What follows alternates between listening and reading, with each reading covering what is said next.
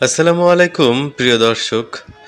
Satkhira textile মিলের ভেতরে একটি হাঁসের খামার রয়েছে। এটা আমি দেখে সত্যি অবাক হয়েছি এবং একটি ভালো লাগার বিষয় হচ্ছে এখানে দেশি যে হাঁস রয়েছে সেই হাঁসগুলো কিন্তু বৃষ্টির পানি জমে থাকা পানির উপরে চড়ে বেড়ানো এবং হাঁসগুলি খুবই সুস্থ সবল রয়েছে, যেটা দেখে আমার খুবই ভালো লেগেছে।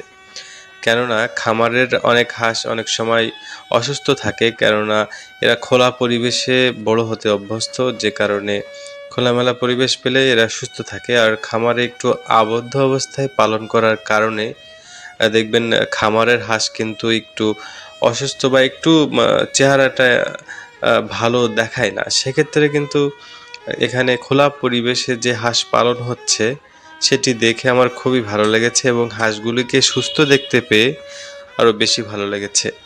তো আপনারা যারা ভাবেন যে হাঁসের খামার করবেন তাদেরকে অবশ্যই বলবো হাঁসের খামার করা খুবই ব্যয়বহুল, কেননা হাঁসের পুষ্টিকর খাদ্য না খাওয়াতে পারলে কিন্তু হাঁসের ডিম পাড়ানো খুবই কঠিন হয়ে যায়।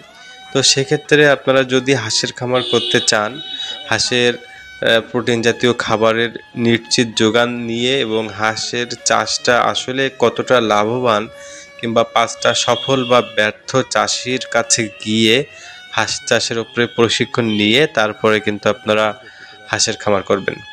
আর আমি যে খামারটিতে ভিডিওটি আপনাদের দেখানোর চেষ্টা করছি এটি হচ্ছে সাতক্ষীরা জেলা শহরের টেক্সটাইল মিলের ভেতরে পড়ে থাকা একটি জায়গাতে অবস্থিত এই হাঁসের খামার। তো এই হাঁসগুলি কিন্তু খুবই সুন্দরভাবে উন্মুক্ত পরিবেশে ঘুরে বেড়াচ্ছে এবং হাঁসগুলি দেখতেও খুব সুন্দর। তো আপনারা চাইলে এরকম দেশি হাঁসের খামার করতে পারেন। হাঁসের খামার সত্যিই লাভজনক, কিন্তু সেখানে প্রশিক্ষণের কিছু বিষয় রয়েছে, কেননা হাঁসের ডিম হাঁসের মাংস বাজারে বেশ ভালো দামে বিক্রয় হয়। তো সেক্ষেত্রে আপনারা যদি প্রশিক্ষণ নিয়ে হাঁসের খামার করতে পারেন তাহলে কিন্তু অবশ্যই লাভবান হতে পারবেন।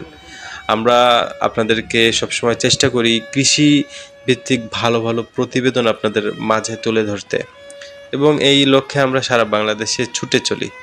তো আপনারা চাইলে আমাদের ইউটিউব চ্যানেল এবং ফেসবুক পেজটি সাবস্ক্রাইব করে শেয়ার করে কমেন্ট করে আমাদের নতুন নতুন আপডেট পেতে আমাদের পাশে থাকবেন আশা করি। আজ এ পর্যন্তই, দেখা হবে নতুন কোনো ভিডিওতে। সে পর্যন্ত সকলে ভালো থাকবেন।